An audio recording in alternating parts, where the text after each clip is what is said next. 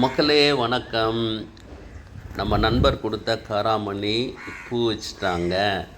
ரொம்ப சீக்கிரம் பாருங்கள், நல்லா மழை வந்தனால நல்லா க்ரோத்தாக இருந்தது. சீக்கிரத்தில் பூ வச்சுட்டாங்க. காயும் வந்துடுச்சு.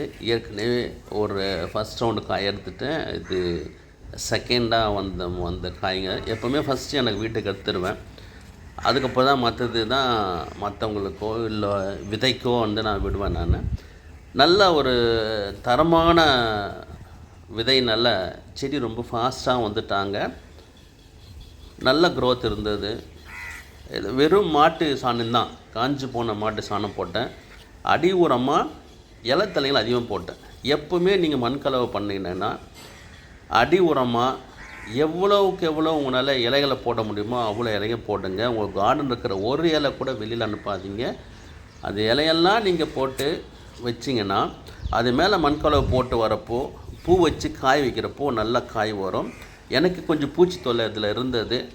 நான் இதுக்கு பூச்சி தொல்லைக்கு என்ன பண்ணோம்னா, வெறும் சாம்பலும் அது கூட கொஞ்சம் மஞ்சள் கலந்து ரெண்டுமே தான் போட்டுவிட்டேன். அதுக்கு முன்னாடி கொஞ்சம் தண்ணி ஸ்ப்ரே பண்ணிவிட்டு அது மேலே போட்டுவிட்டோம்னா அது அந்த கலவை பிடிச்சிக்கும். அதனால பூச்சி எல்லாம் போயிருச்சு. வந்தால் மறுபடியும் அதே மாதிரி பண்ணுங்க. அது மாதிரி பண்ணனா நல்லா அறுவடை எடுக்கலாம். தேங்க்யூ மக்களே.